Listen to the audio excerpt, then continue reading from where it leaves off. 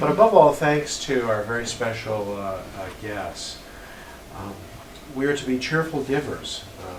That's the admonition. And giving, we know from the Apostle Paul, is actually a gift. The ability to give and the spirit of giving is a gift. Sometimes people don't think of it that way. No, you're taking something.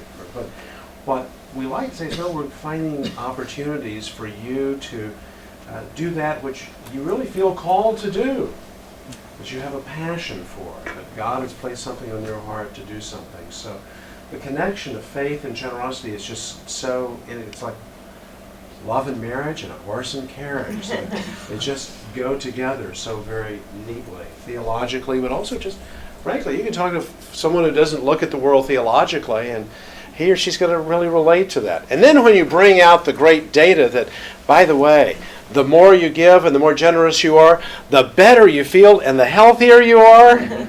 So, yeah, go ahead and go to the gym. That's good. Have your quiet time, study time, your be still time. You bet. But by the way, if you give, guess what's going to happen? You're going to be better for it, and the world's going to be a better place by virtue of that. So building that sense of that we were here to give to others, that I come not to be served but to serve, that I have a towel where the feet to be washed. So thank you for being here. I just want to say that for those who aren't part of the Baylor family, welcome. You've just been adopted. It only takes one time on campus and you become a child of Baylor, with its proud history, its rich traditions. One of the richest parts of the tradition is that in 1845 and 1846, at the founding of Baylor University, a certain gentleman by the name of Sam Houston decided, I'm going to move to Independence, the little village in Washington County, named, of course, after the general, in Washington County. Why? So his two daughters could be educated at Baylor University. So we honor our ancestors, the generations who went before us, and I, as an adopted child of Baylor, perhaps appreciate the lineage and the heritage and the genealogy even more enthusiastically than those who are sixth generation Baylor families. Not that they don't appreciate it, they do, they treasure it, but I treasure it all the more. So thank you, Byron, for organizing this very important intellectual gathering, but an intellectual gathering with a very deep and rich theological content. So we give you thanks for doing this. Would you join me in saying thank you to Byron Johnson? Thanks, Ken. Appreciate you stopping by. Jay? Was that introduce Jay? Was that what I was supposed to do? Thanks, Ken. Actually, I will introduce Jay. Jay Hine, as most of you know, has been working with us at the Institute for several years now. But Jay and I have been friends for many years, and we had some interesting conversations as he was leaving Washington and leaving the White House about what kind of plots we might hatch together here at Baylor. And so that's what we've been doing, dreaming up plots and then seeing if God will bless them, and he has been. So Jay, with all of his giftedness, one of his great skills is just being in front of people and talking. And so I've asked Jay to kind of MC our gathering today. So would you please join me in welcoming my dear friend, Jay Hine.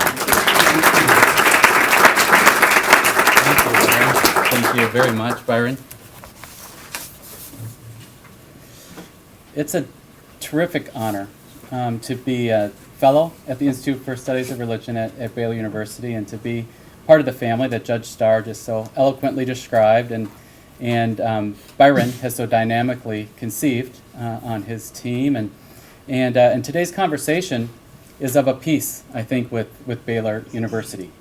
Pro Ecclesia, pro Texana, to glorify God in the rigor of scientific inquiry, to bless the world that he's created, so to move ideas into action, to make scholarship purposeful. That's why we're here, to talk about a case study, to talk about a scientific method that Dr. Amy Sherman, who you'll hear from later, deployed on our next speaker, because we identified an innovative practice by a Christian businessman who took very seriously the biblical admonition to give, He understood the truth that Judge Starr talked about, that there's blessing in that because the scriptures are clear. But he's a business guy, and he understands that performance matters and measurement matters, if indeed you want to be impactful and you want to make a difference. So we're here to talk about generosity, Christian philanthropy, not just in the supply side, not just in imparting that which we have to others. That's part of the process, but true investment into organizations who serve the least, the last, and the lost, and lead toward nothing short of community transformation if we get it right. These are the ideas of Dale Stockcamp, who is our keynote speaker this afternoon. Dale Stockcamp was a management consultant in the 1980s with what company that became known as Accenture, Anderson Consulting before. And in 1990, founded his own company, Stockcamp Associates. Hung a shingle, hired his wife, I think she was the first associate, and not too many years ago, sold the company for more than a couple $100 million. So they were successful. And indeed, the financial reward is a proxy for the kind of success that they achieved. But the deeper understanding of the success that they achieved, which is manifest in his philanthropy and the work that you'll hear about in the Mission Increase Foundation, is that he understood that his marketplace mattered first for ministry. So when he created jobs and he improved America's healthcare system by strengthening hospitals, he understood that he was doing the Lord's will. And he was glorifying God and extending his kingdom. But he also learned a lot in that marketplace position about strategy and effectiveness that he was able to then deploy into his missional activity in the nonprofit sector in a foundation. So I'm not going to tell a story for him. He is going to share that with us now. I wanted to underscore the vocational stewardship that Dale Stockcamp takes seriously, because in the program in Faith and Generosity at Baylor University, that's what we're trying to understand more. What is the faith factor in giving? What is giving really? It's part our finances, but it's more so our lives. And how do we respond to the unique call that God has placed in our lives in whatever vocational track that we're in to be faithful? Dale Stockcamp has a lot to teach us, I think, and so I am honored to welcome him to the podium. Please join me in welcoming Dale Stockcamp.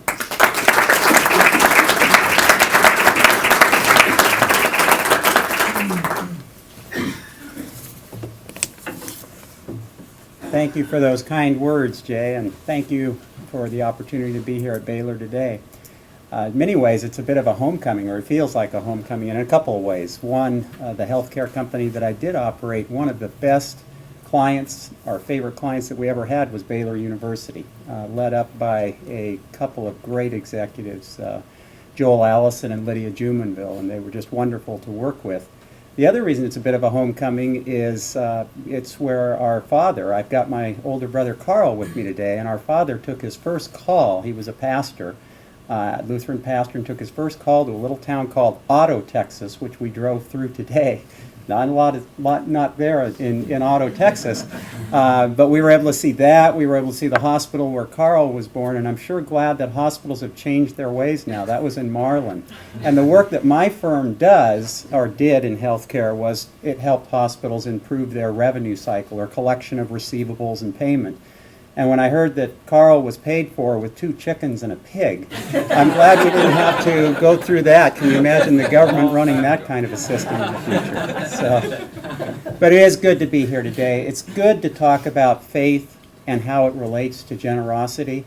It's good to be tackling this issue because it's a sad fact, and study after study shows this over years, over decades, that when you look at what even committed Christians give, those people that attend church 2 times or more a month, they give on average about 2%, maybe a little over 2% of their income. 35%, and I'm kind of quoting from an article a couple of years ago in Christianity Today called Scrooge Lives. But in that same study that it talks about, 35% of Christians give nothing. And it talked about also the capacity there being about $85 billion. If you could just get Christians who are capable of tithing, giving 10%, plus the people who are already doing more of that, $85 billion of resources that could be freed up. But that's not happening, and so it's good to have discussions like we're going to have today. And I look forward to sharing the work that Mission Increase is doing and how we're helping ministries equip and serve their partners, their donors, and minister and disciple them to increase Christian giving over time.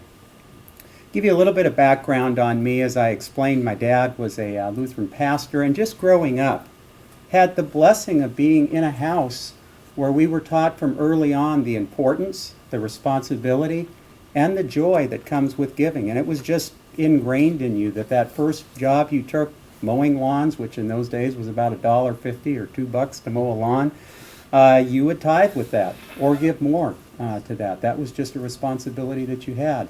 And I was very blessed that the Lord led me to a wonderful wife, Gail, who we've been married 31 years now. We have 3 children. She grew up in a similar home where she was taught the joy and the value and responsibility of giving as well. So we have commonality in thinking in that. I can't imagine a situation where you have a life partner where you're not common in thinking with regard to giving and generosity and reacting. It would be very difficult in that environment. Went to school, and I always say this sheepishly when I'm at a prestigious place like Baylor, but I graduated from Portland State University in business in 1981. Went to work for Accenture, was there about 10 years, and then started my own consulting company, which, for lack of creativity, Gail was the first associate, so it was Stockcamp and Associates, even though she could only see herself and our golden retriever as the people that were involved with the company at that point in time. But started Stockcamp and Associates, and the focus of Stockcamp and Associates was we helped hospitals, major academic medical systems, totally re-engineer and restructure their revenue cycle. That is, all of the aspects a hospital does to be paid for the services that they've rendered. If you've ever interacted with your insurance company, managed care, helped a loved one with Medicare, you know what a mess that process is. We would come in and we would spend a year with a hospital literally turning every job upside down, changing the way hundreds, if not thousands, of people would go about working together, restructuring workflows, redesigning interfaces, implementing extensive technology to simplify the processes and streamline activities through the process. And God blessed us with strong performance. We were able to add typically $50 to $100 million of benefits to the organizations that we worked with. And some of the larger organizations like the University of Pennsylvania, Cornell and Columbia, Northwestern, Stanford, they would literally get $200, $300 million or more of benefits. And so God really blessed the company with growth. Over the time frame that I had the company, we grew to about a 400-person company doing about $100 million of revenue a year. And then in God's perfect timing, myself and the other 15 owners decided to sell. It was perfect timing with regard to funding the Mission Increase Foundation, but it was also perfect timing because we sold in July of 2008, and that would not have happened literally 5 or 6 weeks later, so his timing was perfect in that regard. But all throughout having this healthcare company, I just viewed that as a funding mechanism for the more important work that needed to be done. And that was, what kind of impact could we have with our giving, and what kind of kingdom impact could we have in terms of helping others. God had blessed the company mightily, and we are big believers in to whom much is given, much is expected. And that's what we wanted to do, to give back. And in trying to follow that life direction in terms much is given, much is expected, we felt we needed to be good stewards with the resources that God provided. And I think being a good steward means you need to take on the attitude of the parable of the talents, particularly if you've been blessed with the kinds of resources where you can really impact ministries and make a difference in a ministry in terms of its growth. You've got to think that your job is not done just by giving that money directly to that charitable organization and hoping it does good or hoping it goes to its intended purpose. You've got to always be thinking about, how can I multiply it? How can I have the maximum impact? I want to be that servant who the Lord comes back and says, I gave you 1 talent, I multiplied it into 10 talents. And that's what we were always focused on. Even from the first ministries, even before we founded Mission Increase. The work we did with a wonderful friend of ours, Luis Palau, and his organization, he can tell you that we were very involved and active with how we used and what we funded and how we leveraged our contributions. He likes to always call me Mr. Leverage and any presentation or anything that he does. But he'll also say that the discipline that was put in place in terms of managing and the strategies and approaches helped them quadruple their income over the years in that time frame. The other thing that's important, if you're going to be a good steward in your giving and you're going to make the most impact with what God's provided you in terms of your treasure, you've got to also be very disciplined about researching and how and which organizations to invest in and to support. Because there's some organizations that are worthy and there's others that are not. And maybe you've even got a worthy organization, but maybe that activity or that cause or what they're asking you to fund isn't the best way that you can gain the maximum leverage from your gift in that organization. So we spend a lot of time doing that. And the final guideline that my wife and I have when we look at, and Mission Increase operates in this way too, that we look at in our giving, and it's important, is the idea of urgency. John 4:35 and John 9:4 are very, very close to our hearts. In one, Jesus is saying to the disciples, don't say 4 months until the harvest. Look, the fields are ripe for the harvest now. In the other, it says, night is coming when we'll no longer be able to work. We don't know how long the Lord is going to allow us to be on this earth to help others, to serve others, either individually or collectively before Jesus returns. We don't know how long that's going to be, but we have to operate every day with incredible urgency and a passion because people are sick, people are hurting, people are dying, and worse yet, they're dying spiritually lost and not having salvation as a result of not hearing the salvation message. So every day, in terms of how you use your resources and what you do, it's not only important to multiply them, but it's important to operate with great urgency and immediacy in your action. Mission Increase started in 1999, so it was about 9 years into Stockcamp and Associates that we started Mission Increase, and it really started by Gail and I getting together with a great friend of ours, Ron Post. Ron had founded and developed a wonderful disaster relief organization, an international relief organization that helped countless people around the world and is now called Medical Teams International. And he grew it to about what's now about a $200 million a year organization. In fact, our executive director, Dave Farquhar, and Dan Davis, our CFO, are here today, and they helped grow that organization to be the success that it was today. We got together with Ron because Ron had a calling in his life to say, how can I take what I've learned over the years of growing this organization and help other ministries? We wanted to be good stewards with our resources. We wanted to multiply and leverage our giving even further. So we got together and we talked about it and looked at how we could impact ministries. What we observed was there was a wonderful group of so many people who had a wonderful heart and a passion to help others. That might be in the form of inner city work with drug addicts, with the homeless, with at-risk youth. It might be causes like abused women, human trafficking, disaster relief. So many people that had a wonderful heart and a calling and passion to help others.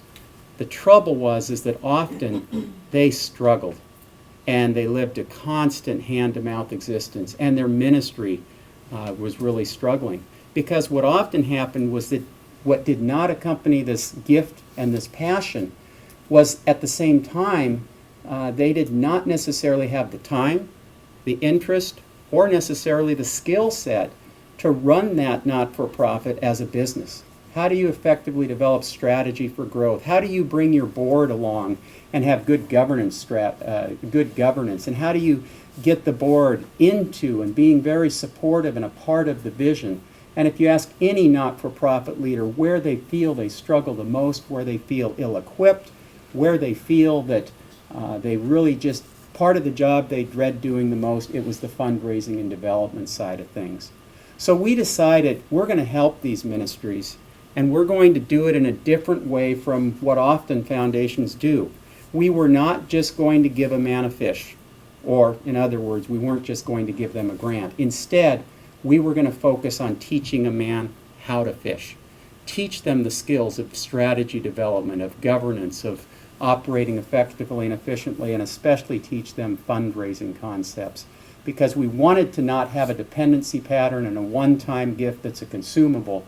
We wanted to fund an organization that could sustain improvement for the long term.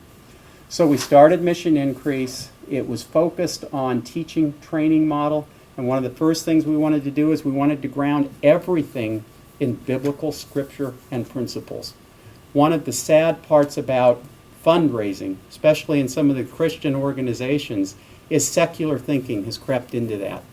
What would be called transactional or maybe subtractional thinking, where somehow if you give me $1,000 to my ministry, you're out something. You're out some resources. You're not having that available for you to use. It's not hard to see why, if someone has that way of thinking, which society has led people to believe, that they would sheepishly go about approaching donors, about approaching partners, about approaching people asking for funds, that they wouldn't enjoy doing that. Because what they didn't understand or remember was that we all know that the most blessed person in any giving transaction is the donor, because they're using their resources as God intended them to. They're fulfilling God's plan for them. They're storing up treasures in heaven. So while it sounds like a simple concept, so much of the work that we do in Mission Increase is we, through our 17-part training curriculum, through our extensive hands-on consulting, one-on-one coaching, we transform the mind of that ministry leader to have them understand that what they're doing is they're really serving their partners, their donors, they're discipling them. They care for their heart and they care for their spiritual walk. They're not treating them as an ATM or a money machine to fund their ministry, but they're getting them involved. When you can change that way of thinking in the mindset of the ministry leader, you just unleash incredible passion and confidence in what they're going to do. And when you can change their thinking to one of a scarcity mentality, that is that God only has a limited number of resources, and if he chooses not to fund your ministry, that won't happen. We know that that's not true. God wouldn't birth their ministry unless he wanted to provide the funding for that ministry as well. So we spend a lot of time in our model teaching ministry leaders that mindset. We offer our training for free. We believe that those ministry leaders are taking a great risk. They're certainly risking their financial livelihoods often by doing what they're doing, and sometimes they're risking their life in terms of the work and the location and the world where they're doing it. So we want to be the encouragement by providing those resources for free. We heavily enable the work that we do with technology. We believe it's a tremendous enabler to be more disciplined and streamlined and efficient with the process. So we have a lot of technology that we apply, and we have a very highly disciplined screening structure that we do as well. There's 72 criteria that we look at and analyze and quantify when we work with an organization in terms of those worthy of supporting. God's hand has been on Mission Increase, and if you fast forward to the current time, we're now have a staff of about 20 people. We're working directly with about 1,300 ministries, and we're working and doing training and granting in Seattle, in Portland, in San Francisco, Los Angeles, Phoenix, Denver. We added Raleigh, North Carolina at the beginning of this year. At the beginning of next year, we're adding Kansas City, and there's several other cities that are going to be adding a Mission Increase, God willing, in the near future. There's been a great return in terms of the investment because, again, we measure everything. Because if you don't measure it, you can't say I'm being a great steward and multiplying the outcomes. So we know that just from our direct grants, we've given about 484 grants, I guess is the exact number, for about $21 million, and that's multiplied 5 times over to have an impact of about $104 million. That's great, but that's not the number I get most excited about. The number I get most excited about is because of that combined training and granting model, it produces sustainable improvement for ministries in their income over the long term. And that's what is really the power of combining the training and granting. So for example, in 2009, we don't have 2010 statistics yet, but in 2009, on an operating budget of $3.6 million, the ministries collectively, the 1,000+ ministries we're working with, increased their income by over $73 million in 2009. Too early to know 2010, but the numbers are trending well, and we would expect 80, 90 million, maybe even more in terms of that being the annual impact on giving for 2010, because what we're seeing is that 3/4 of the ministries that we're talking to are seeing their income grow in 2009 and 10, and that's certainly not the trend that's out there in the not-for-profit community now. We know that the combination of training and granting is very important to the ministries as well, because most of the times when a ministry first comes to a foundation, whatever they say or not, they're looking for a grant. Whether they say they just want training or coaching, they're really hoping to get a grant. But now, and this will come out in the comments, I think, that in the study that was done, 59% of the ministries that both received training and a grant with Mission Increase actually said the training was more important than the funds and the grant. So we know that that's sinking in and making an impact. Our goal, God willing, for Mission Increase, from a kingdom perspective, our goal is that we have got an army of not-for-profit ministries out there, resources that are available to leverage and utilize to reach that many more people. Our goal is to reach the sick, to reach the poor, to help them, to tend to their physical needs and their hurts, and in doing so, being in such a position, who better is in a position than to share the salvation message with someone that you've helped tend to a physical need and a hurt. Our goal is to leverage and utilize the ministries that are out there to reach that many more people for Christ. Our goal is to be the infrastructure, the backbone, provide the technology, provide the training content, the curriculum, the methodology to support Mission Increase offices and locations in all cities of the country. Each office can support, using our materials and technology, 100 to 200 different ministries. We want to give all that away for free. What we're looking to do is to find the resources and find the people that would participate in helping to have a giving and training officer and funds available for granting in those different offices. When we met with Bob Buford, who's a big supporter of what we're doing because he's always into 100x impact, he was excited that there was someone who would get excitement out of just investing in overhead, as he called it. But that's what we want to do. We want to be the back office operation. We hope to have an impact. It's a little nick in terms of the overall level, but the impact we hope to have is we want to increase giving by Christians by $500 million, at least on an annual basis, at least on an interim basis. And we can do that if we have an active Mission Increase operation going in about 15 to 20 different cities. Now, that's just a number, and that's just a financial measure of what we hope to be able to do in terms of the economics. What does that $500 million really mean? What that means is, instead of now that we've added Raleigh and Kansas City, instead of helping maybe 1,500 to 2,000 ministries a year, now we would see if we can have that kind of an impact, we could be helping 10,000 plus ministries a year. Even more importantly, those 10,000 ministries are going to be working with better discipling, better developing, better partnering with their partners and their donors, and literally create the opportunity for hundreds of thousands, if not millions, of additional partners and donors to participate with their ministry and to maybe for the first time in their lives experience the joy that comes from giving and helping the hurting and the lost, and to be storing their treasures in heaven. While they're experiencing that joy, these resources will be able to allow the ministries. Right now, our ministries are working with 16 million people. We've helped many of those double in size.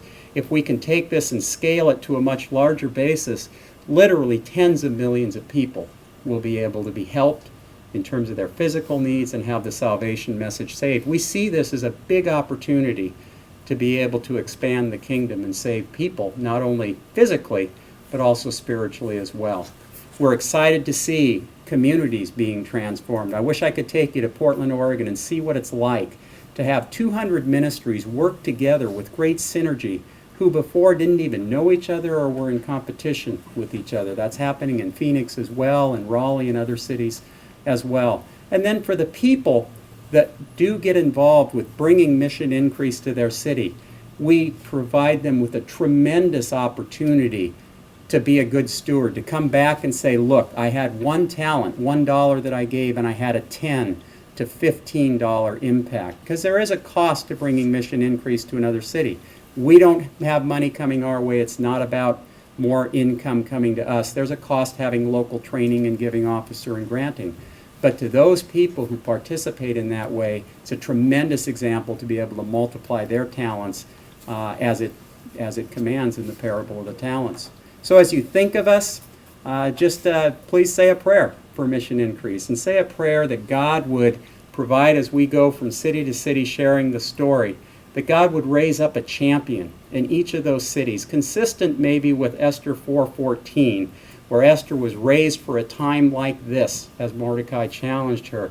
And pray that God would raise someone up in each of those cities to say, I want to have a dramatic impact on my city. I want to transform and support 200 plus ministries in my city. I want tens of thousands of additional people, Christians, to be giving greater portions of their income, and I want to help that many more people. We just pray that those resources and that champion would arise in each of the cities so that we can continue to expand the reach and the breadth and the depth of what we can do, and hopefully someday, God willing, be looking at a number that's higher than that chronic 2% number that it's typically we seem to be stuck at in terms of the Christian giving level.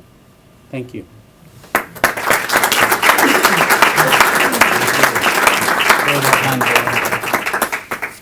Thank you, Dale. As I look at the impressive Baylor Honor School students who've joined us today, think about a verse that I've often heard Dale share in his testimony. Ephesians 2:10, for we are God's handiwork, created by Christ Jesus to do good works, as God planned before time. His life had a purpose. I love that scripture because it's such a high holiness view of God. But the verse also requires faithfulness and response. It requires us to discern what that purpose is and to faithfully pursue it. Among the ways I could say thank you to Dale, I can't think of a better way than to say thank you for your faithfulness. It's evident in your testimony that you listened hard and you leveraged, to use your term, that which you were given intellectually to make a difference in the marketplace and in the world around you. So thank you. And while we thought that was a really good story, we thought we should check it out. So Dr. Amy Sherman, who is a fellow of the Institute for Studies of Religion at Baylor, conducted a case study, and we wanted to dig into the story in a more thorough and rigorous way to investigate the methodologies. Because if there's going to be transference, if we're going to take the inspiration and turn it to replication and leverage an individual best practice into societal change, we're going to need to know the working parts a little bit more clearly. And so it follows the methodology of the ISR. We have a case study series.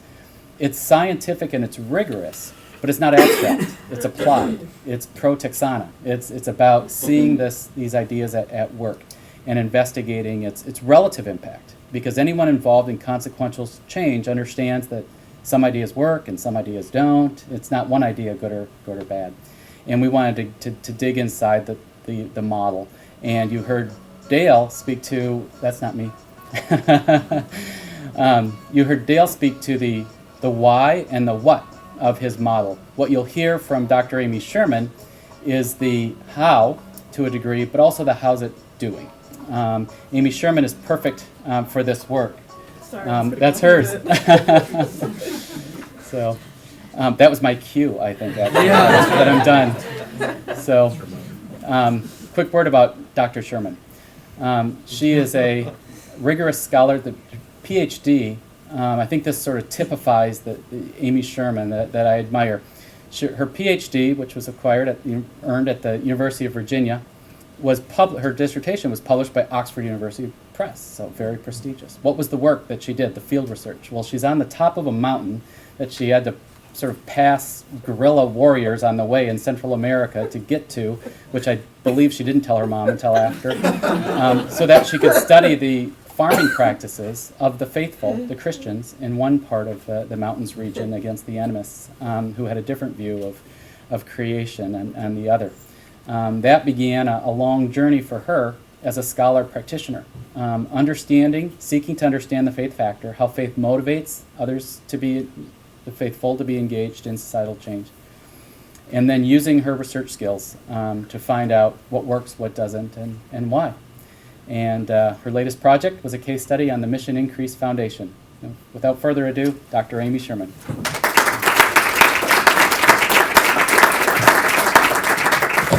Thank you, Jay, and thank you all for coming out.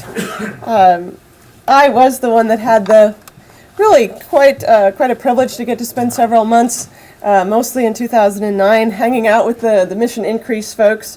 And as Jay said, we went there to kick the tires.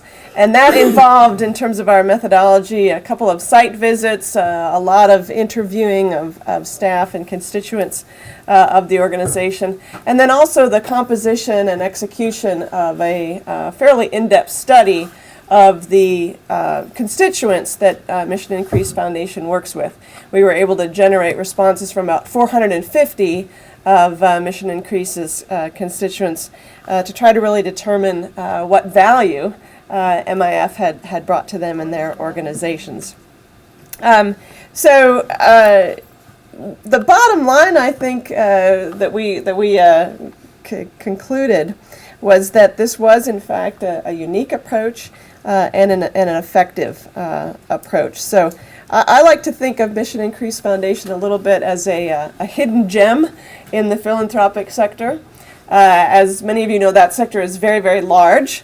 In fact, there's over 75,000 charitable foundations in the United States. And I'm a bottom line kind of girl, so if I was sitting in the audience, I might think, okay, 75,000 foundations out there, so why'd you guys go look at this little thing out in Portland, Oregon? What are they all about? So I'd like to try to put their work in a larger context before going into a great deal of detail about who they are and what they do.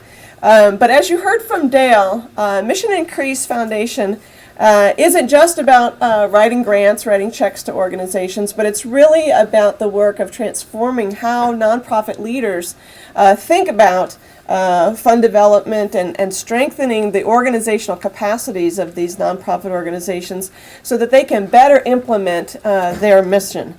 And as he mentioned, there's a unique mix that MIF brings to the table, because they don't only provide training or only provide grant making or only do consulting, but they actually pull those three things together. And that was something that was really, we discovered was quite unique among charitable foundations. Well, as I mentioned, I'll say a little bit more in a few moments about what they do and who they've served. But I have a couple of slides that just try to take this little group out in Portland, Oregon, and put them into the larger context of that big philanthropic world out there. One thing I think that's very important to say about Mission Increase Foundation is that its focus, which is on capacity building, it's on making the organization itself stronger, that is quite unique. Unfortunately, the 2000 report here from the 2000 numbers are the most recent I was able to get. But if you take all those 75,000 foundations and you look at all the money that goes from the charitable giving sector into the nonprofit sector, only 4% or so of those grant-making dollars go towards this really vital task of helping the organization to do what it does better. The vast majority of grants go towards direct services. Very few people are really involved in trying to raise and equip the organization as a whole. Now, one thing this slide shows is that I think there's a wonderful trend happening where this kind of giving towards capacity building is increasing, and I think that's a very positive trend, because if we really want to see Christian and other nonprofit organizations serve more people, hang in there longer, have good sustainability, we really do have to improve them in terms of their capacity. And yet, out of this huge amount of money that goes to the nonprofits, only a very, very small slice is focused on capacity building. And that's the slice that Mission Increase is involved in. Now, Dale gave you a number of numbers, and his are actually more up to date than mine are. Mine were still drawing back from earlier in 2009.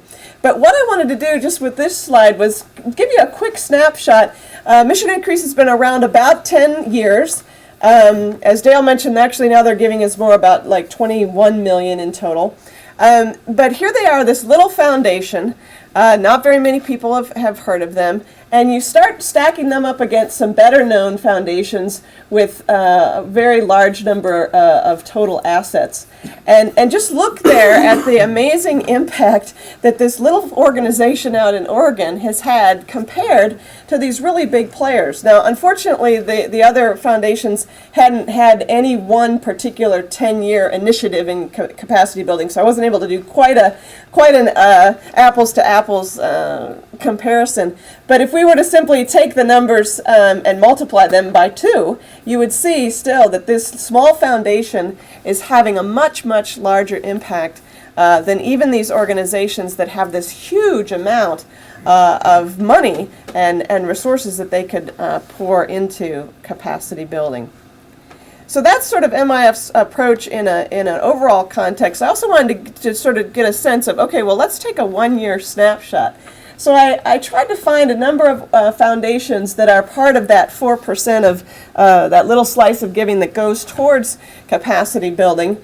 And here it may look like, well, gee, Mission Increase doesn't stack up very well. They're way down at the bottom of the list of the ranking.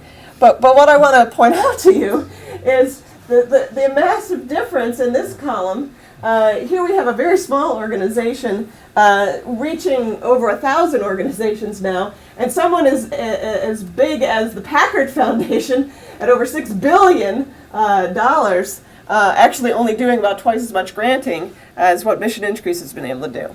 I'm really quite struck by this. The bottom line point here, I think, is to basically say this small organization has a pretty large footprint, even compared to some of the big boys, so to speak.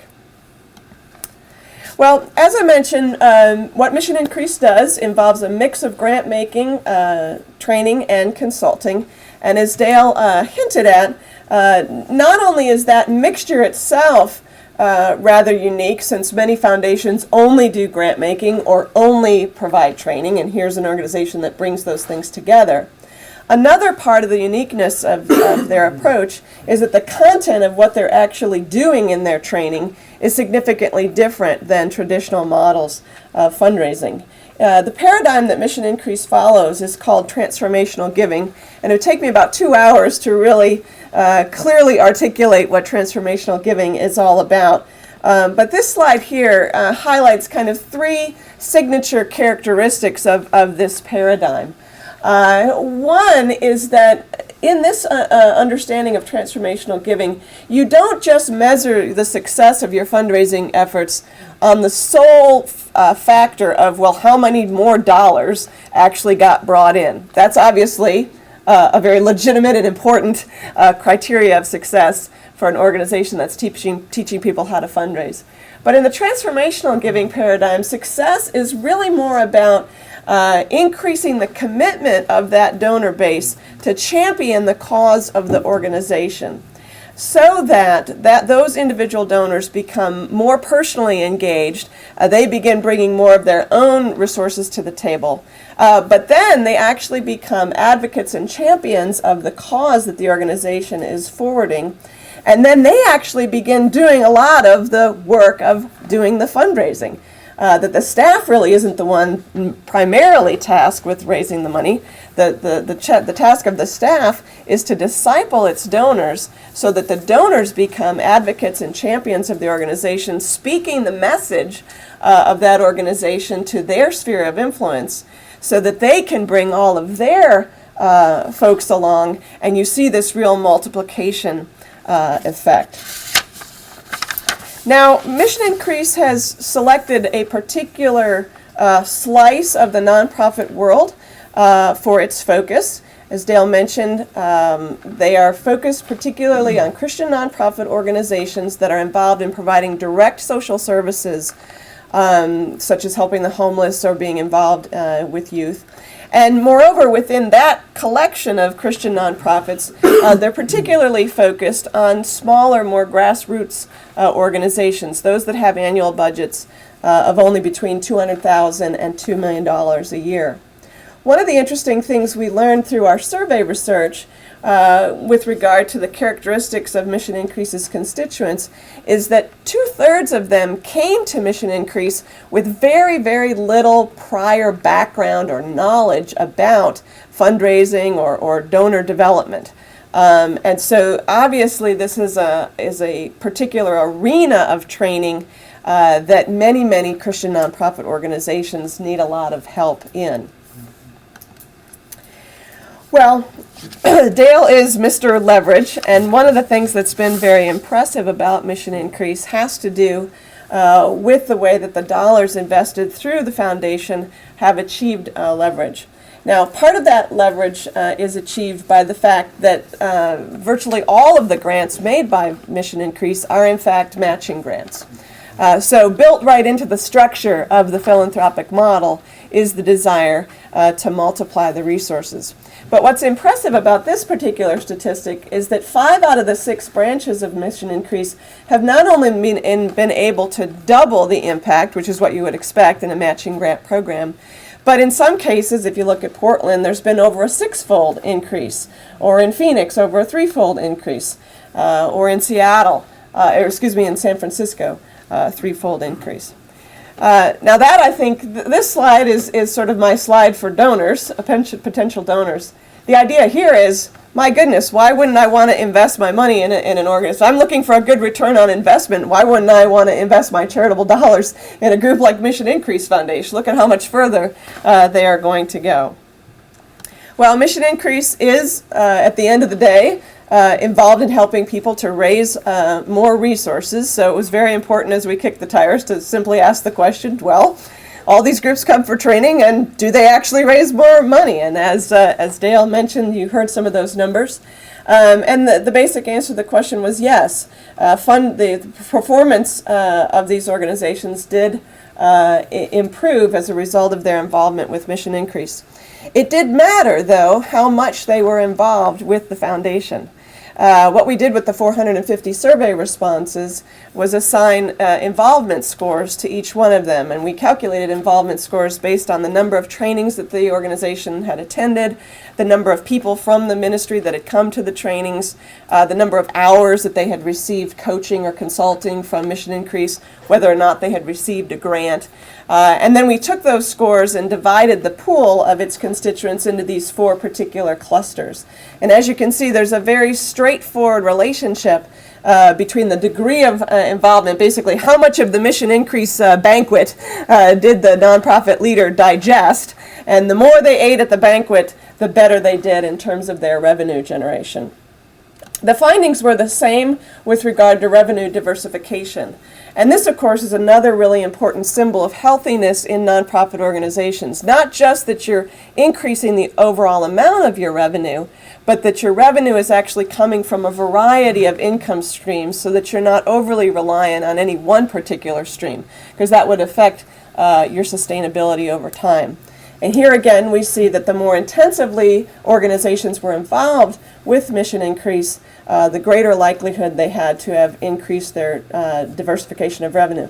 Now, this is an area, I think, where Mission Increase can still have some room for improvement. As you can see, a significant number of constituents that receive training and coaching from Mission Increase do, in fact, diversify their revenue streams, but we'd like to see that, I think, become even stronger.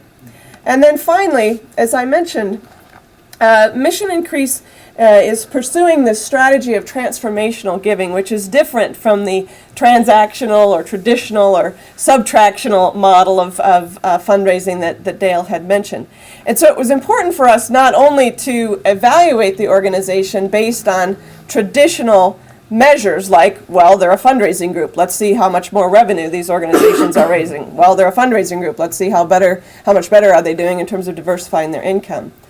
Because Mission Increase's whole effort is to try to increase the commitment of its donor base so that those people become ever more passionate about the cause of the organization and really become champions, it was important to ask additional questions like, well, are the organizations and ministries that receive training and help from Mission Increase, are they successful in casting that vision and acquiring new donors? Are they successful in taking donors that have kind of fizzled out over time and reinvigorating their involvement? And are they successful in moving donors from what Mission Increase calls P to O, from people who are simply participants, they just write a check to support the organization, to becoming owners?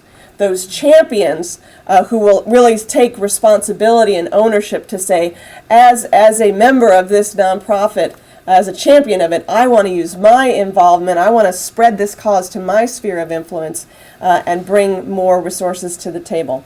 And again, once you see, as you see here, there's a very clear and straightforward pattern that the degree of involvement has a high correlation to the success that the organizations have on those particular outcomes. So that's just a few highlights of what we found when we went and kicked the tires. I think the bottom line was that our initial sense that something special was going on out in Portland, Oregon, were true, and it was really a delight to be able to look a little bit more deeply at what they were about. Thank you. So you've heard two stories. You've heard a philanthropist's story, a businessman's journey, and you've heard a model sort of unpacked. Now we'd like to bring you into the conversation to be able to ask questions in either direction. So begin thinking about what you'd like to ask. But to help us get going, I'd like to bring forward two of Baylor's finest. Two of your graduates are among the nation's elite in this space. They lead large Christian organizations that are dedicated to increasing God's generosity movement. David Wills, who received a bachelor's and a law degree here, as president of the National Christian Foundation. When Amy Sherman was toiling on the top of a mountain in, was it Guatemala, David Wills was traipsing around Washington, D.C. with Ronald Reagan's tax code under his arm because his calling was seen through those pages, because he understood that tax implications have a big impact, or could, on our giving. And so he commenced in a career of planned giving and using his profession, the law, to literally transform the practice of giving, and particularly among Christians. And so, David, if you could join me up front, and Todd Harper, who followed his student days at Baylor here on the mission field and through Campus Crusade for Christ and Russia and Yugoslavia, and came back to the wealth business, was partner in an investment firm, which was his segue then to the generosity movement. He is now president of Generous Giving, which is the foremost instrument in America that teaches the principles of God's heart for our sharing of wealth and resources. Do a terrific job championing and teaching. Dale has been a speaker at those conferences. So gentlemen, if you wouldn't mind beginning this conversation by just offering some reflections, either on Dale's journey or on the model, kind of what you heard. Doesn't have to all be positive. If you want to poke some holes, that's welcome as well. So, but thank you. David, you want to lead off? Sure. It's a privilege to be here. I work for one of those foundations that doesn't do much giving to capacity building, so I felt a little small about that. But it does. The work that we do does afford me an opportunity to interact with lots of givers. We serve probably about 6,000 to 7,000 Christian givers across America, and probably grant to 15,000 to 20,000 different organizations each year. And so we're getting it from both sides, and so we spend time in that world. And I don't really have anything to poke at, because we are, in my world, desperately hopeful that more Dale Stockcamps will come on the scene. We desperately need folks that are, and he actually is an example of what he's trying to create if you kind of follow that pattern and listen to him, because the key to all of the numbers that you showed really is a matter of the heart change of a giver. Ultimately, that's what makes those numbers look the way they look. And so today you got to meet and hear from one of those people. And sadly, there aren't as many as we wish there were. And so we are very thankful for your example and your testimony. In fact, it's actually kind of a new thing that people like Dale are even willing to stand up and give their testimony. You very rarely ever hear that. But hopefully that's changing, and Todd may address that earlier because that's a key part of what generous giving is about. But there are 3 key questions that every giver asks on their journey. They ask, why should I be generous? How do I do it? And then where do I give? And it's that first question, and I'll let Todd more elaborate on that, that is what's changing with regards to the transformational transformational giving model that Mission Increase is teaching, because information alone will only just incrementally or maybe arithmetically alter someone's giving. So if I give you better information, you might give a little bit more. But if I can get your heart, it will change everything. Okay? And we know that engagement is what changes our heart, and a heart change is what alters our behavior. And so if we want to take that 2 or 2.6 or whatever percentage of giving of income that happens, and we want to see that move, engagement is going to be the key. This, of course, goes to the very heart of spiritual formation in all of its facets. And so if we can get just personal here for just a second in an academic setting, follow Dale's example. Get engaged in what you're passionate about, and it will change you, and it will change the people around you.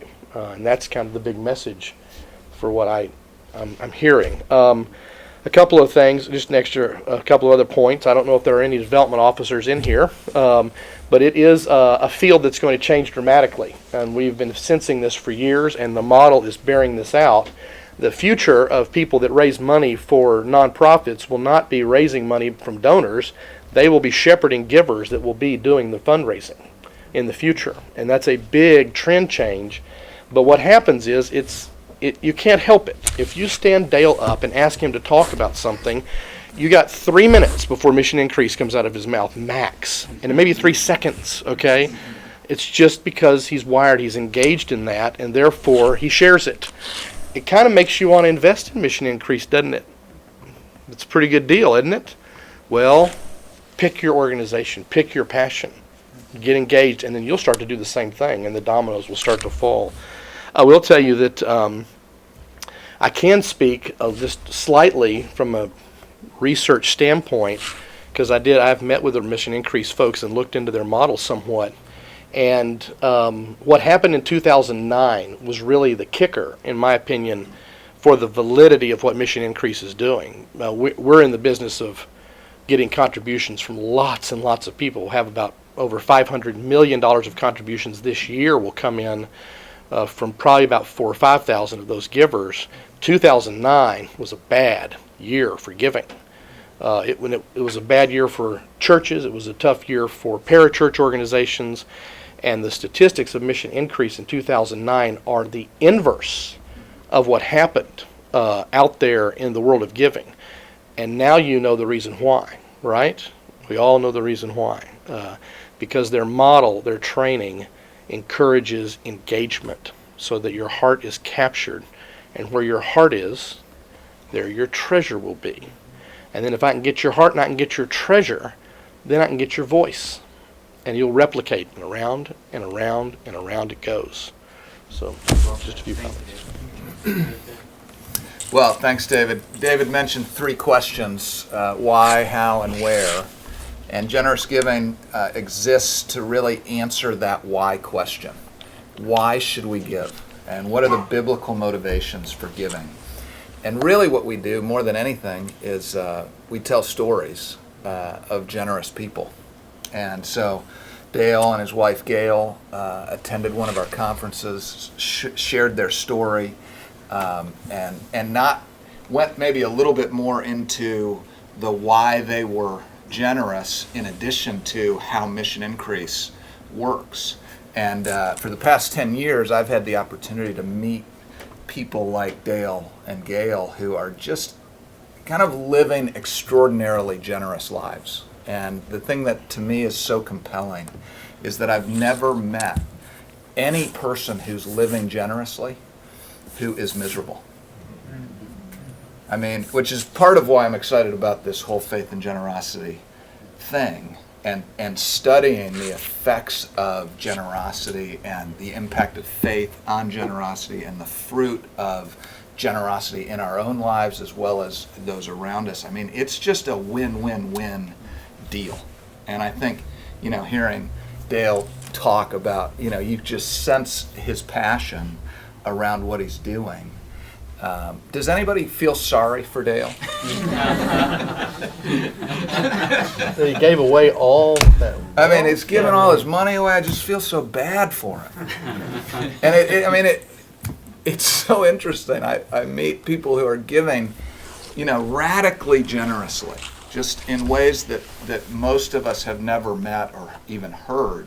People giving away 90% of their income and choosing to live on a certain salary and giving everything else away, no matter how much it is. And it's a very compelling apologetic for the power of Jesus' words, which he said, it's more blessed to give than to receive. I've yet to meet somebody who contradicts the truth of God's word. And it's really fun to get to be here with all of you. So thanks. Very well done. Thank you both. I mean, what a compliment to Baylor University. You produce these two leaders. For us, Byron's team and the program of Faith and Generosity, we're seeking their counsel because we want to know which questions to ask when we look at, again, the side of our equation. What does faith mean in the why, and how does it motivate giving, but also how we can increase effectiveness so we can get the returns that Dale was talking about. But let's include you in the conversation. Does anyone have a question or a comment? If so, could you please maybe share your name, the part of Baylor that you're occupying, and I think it's an open floor. So if any of these four interested you, they're all fair game. I have a question. Yes. I'm Michael. I'm a sophomore here, Baylor University scholar studying classics, and my question is, when Mission Increase helps organizations to look for donors, who are the donors that they look for? Is it individuals, other organizations, or what do the donors usually look like? Yeah, and this gets to the income stream that Amy was talking about too. It's really important for ministries to have a broad number of income streams. They should be raising money from individuals. They should be raising money from direct mail. They should be raising money from foundations, from grants and other foundations, and they should have like a major donor development program. Those are just some examples of different income streams.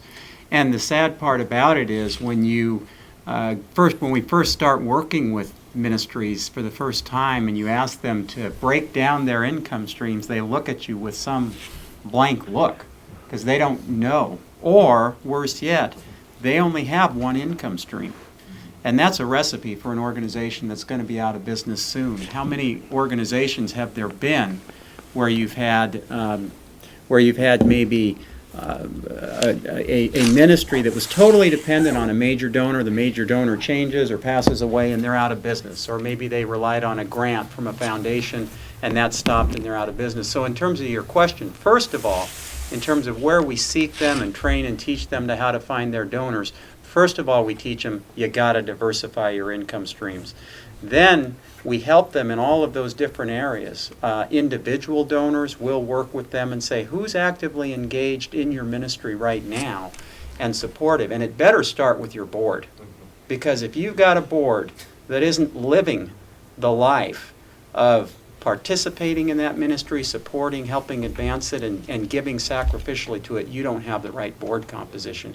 And then you work with them to help identify their network of influence and people that they know to expand from there and equip them to tell that story as well.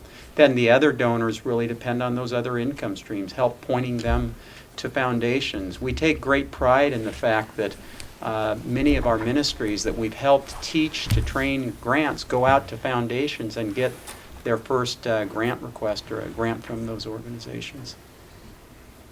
Good question. Thank you. Yes. I have a question. You used the term capacity builders, and then David followed up on that. I'm really not familiar with the term and what the definition is, or what you see as the definition of capacity builders.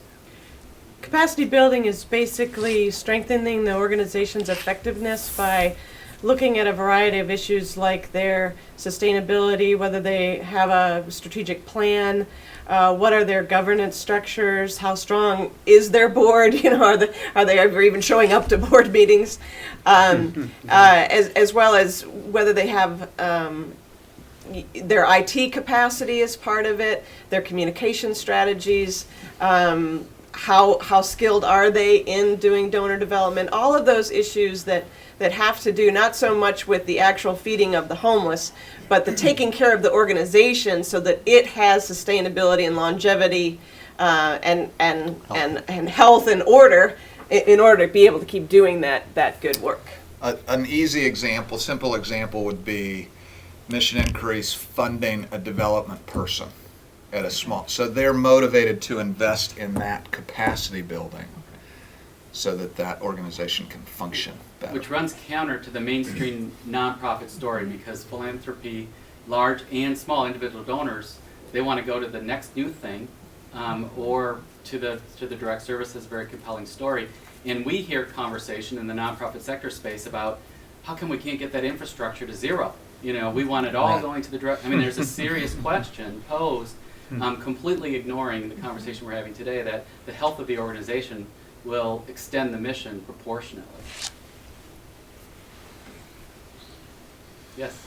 I just have a quick question. I'm Sam Pomeroy. I'm a junior here in the Honors College studying philosophy. And I was wondering, I guess let's take World Vision or something, for example. How do you guide them in a way that they can approach just the nasty reality of advertising in any way? I guess thinking about it, that would be just such a burden on the budget of an organization that doesn't have a lot of income, paying for speakers, commercials, websites, all that.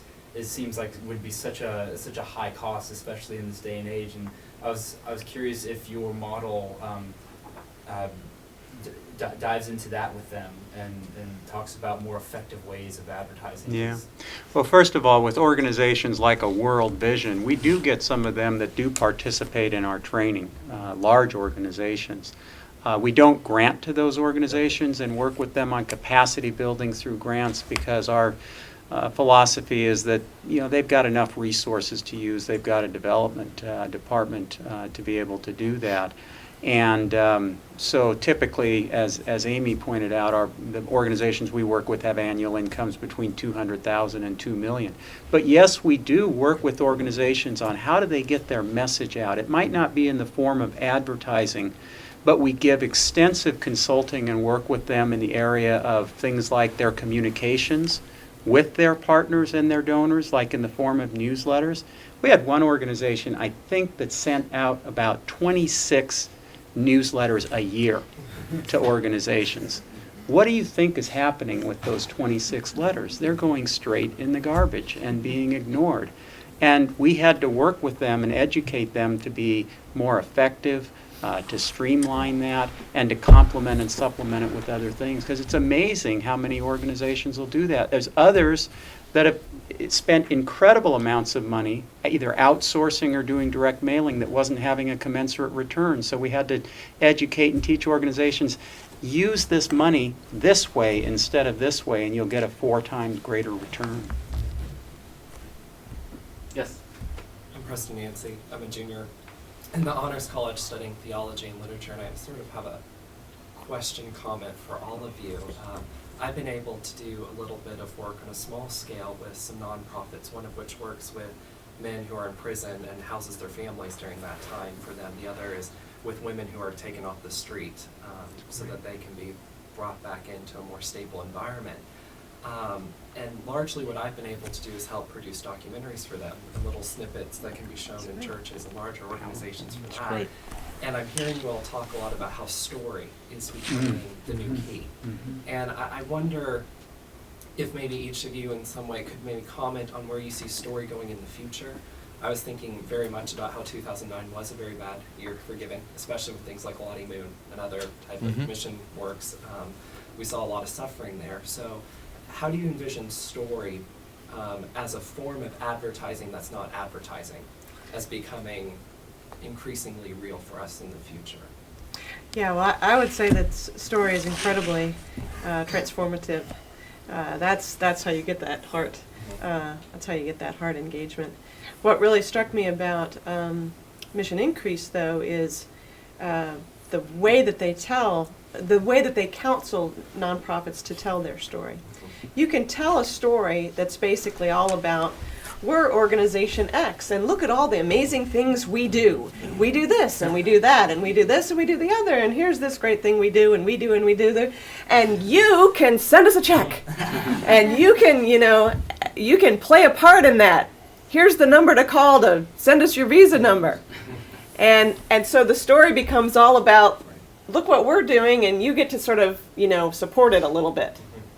And what Mission Increase tells folks is, no, you don't want to tell the story about what you're doing and how they can sort of spectate and send you a check every now and then. You want to tell the story about how, here's the cause and here's how you can be, the way they put it is, you got to get them down from the gymnasium stands where they're spectating and actually get them down onto the floor in the game, so that they have that personal engagement, which then just really animates. So it's not just telling more stories. That's a really important thing, but also, well, what kind of stories are you going to tell, and what's the message you're going to give through that story? And in addition, who is telling the story is a big thing that you heard. That's going to be a big change. So the medium of that conversation is going to happen around the dinner table with a family. It's going to happen at a party somewhere where people are just influencing each other in a personal way. It's going to happen over a business lunch, because that engagement trigger means that a new person is going to be telling the story, and it's going to be highly personal. It's not going to be canned at all. It's going to be about heart-on-heart sharing. It's going to be a big part of the future. Part of what we've learned is the power of peer story, and I think that's, we host conferences, and we always have preachers, who speak, big names, people have heard of them, and they're great, they're professional speakers, basically, and they carry the message, but everybody remembers the story of Dale and Gail Stockcamp, or Stanley Tam, or Alan Barnhart. It's the person who, wow, he is a business person like me, or I relate to her, and it's a model of what my life could look like. Not that I have to do the exact same thing, but it expands people's perspectives of what could be, and that's, I think stories do that better than teaching. I think we've kept you a couple minutes past advertised. I'm sure you'll agree with me that it was worth it. I'm so impressed with each of the speakers' presentation. It was edifying. So thank you all, and thank you for participating. We're adjourned.